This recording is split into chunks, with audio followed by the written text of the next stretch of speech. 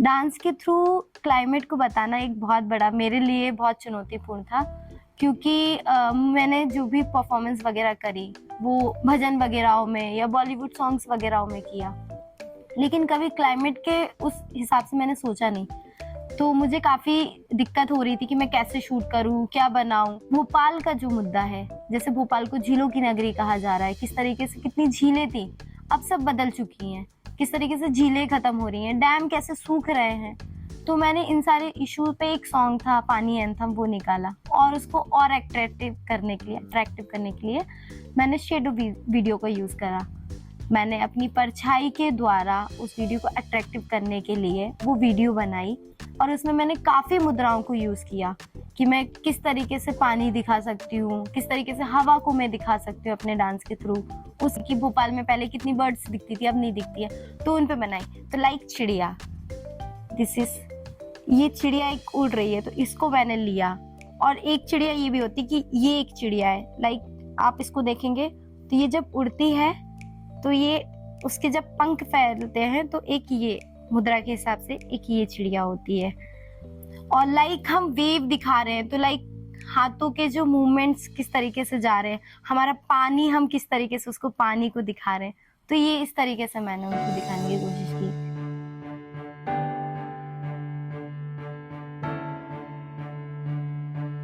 बहुत सारे लोग क्लाइमेट पर लिख रहे हैं, पढ़ रहे हैं, बहुत एक अलग तरीके की, मतलब इतना उसको टफ बनाया है क्लाइमेट को कि ऐसा सीरियसली ऐसा लगता है कि शायद वो किसी रिसर्चर की का ही विषय है।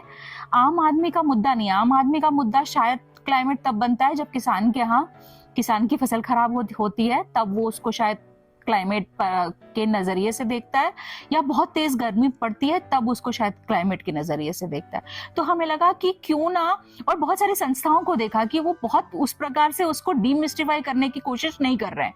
हर खेमे में जब तक बात नहीं होगी तब तक आप किसी भी चीज को सॉल्व नहीं कर पाएंगे या समझ नहीं पाएंगे। तो हर एक समाज के तबके पर जब तक उसकी बात नहीं होगी किसी भी विषय की, तो वो हमें लगा कि वो बात करना बहुत जरूरी है। तो हमें लगा कि कुछ रोचक तरीके से अगर हम इसको करेंगे तो बहुत अच्छा होगा। तो हमने एक छोटा सा क्राउड फंडिंग करके इस तरीके के हमने कहीं से रिसोर्सेज इकट्ठे किए, और एक यूथ के लिए, जिनके लिए शायद पता नहीं जिनके लिए क्लाइमेट कितना बड़ा मुद्दा था कि नहीं मुद्दा था, लेकिन कला उनको बहुत अच्छे तरीके से आती थी। तो हमें लगा कि क्यों ना एक ऐसा जुड़ाव किया जाए कि कला और यूथ, मतलब कला और क्लाइमेट का संगम कैसे हो। इसीलिए ये फेलोशिप हमने शुरू की, जिसका विषय था कला, क्लाइमेट और हम। अभी अभी कोहरा चीर कर चमकेगा सूरज, चमक उठेगी ठूंठ की नंगी भूरी डालें। अभी अभी, नागार्जुन की कविता।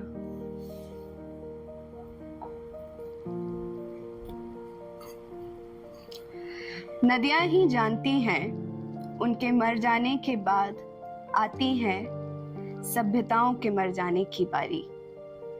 ऐसा भविष्य हम माइंडफुल हों जिसमें हम क्या इस्तेमाल कर रहे हैं और वो प्रकृति के लिए किस तरीके का है, इस बारे में हम थोड़ा माइंडफुल हो किसी भी चीज को इस्तेमाल करते हुए। ऐसा ही एक भविष्य जिसमें हम एक तो पर्यावरण के मुद्दों से अवेयर भी हो पाए और हमारे एक्शंस से भी हम अवेयर हो पाए कि what we are doing, is it harming the environment और नॉट।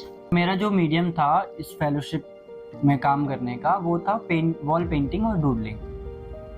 तो सबसे पहला चैलेंजेस मेरे लिए ये था कि प्लास्टिक को मैं क्लाइमेट से कैसे कनेक्ट करूं, क्योंकि क्लाइमेट चेंज एक बड़ा इशू है, वो एक अलग है, लेकिन प्लास्टिक जो एक हम नॉर्मल बिना सोचे समझे यूज कर रहे हैं और जो कि हमारी बहुत जरूरत बन चुका है, तो इसको कैसे एक हानिकारक, मतलब खतरनाक वे में सामने लेके आऊं कि ये इतना खतरनाक है हमारे लिए, इसको कैसे शोकेस करूं।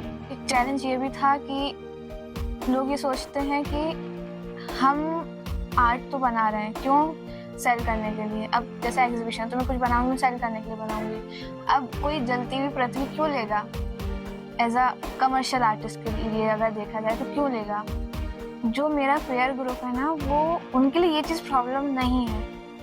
उनके लिए अभी प्रॉब्लम ये है कि हम अपना करियर कैसे सेटअप करेंगे, आर्ट फील्ड में, क्योंकि एक बहुत बड़ा चैलेंज है कि यार हम आर्ट फील्ड में क्या करेंगे, कर तो लिया मास्टर्स लेकिन अब क्या करेंगे। तो इसलिए उनके लिए वो प्रॉब्लम है, इसलिए वो इधर तक सोचने में आ ही नहीं पाते कि यार क्लाइमेट चेंज भी कुछ प्रॉब्लम है।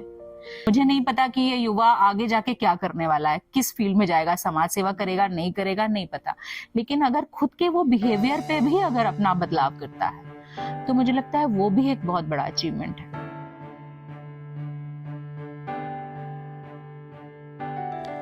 जलवायु परिवर्तन का सामना करने के लिए सबसे अहम है लोग इसके बारे में जानें और जागरूक हों।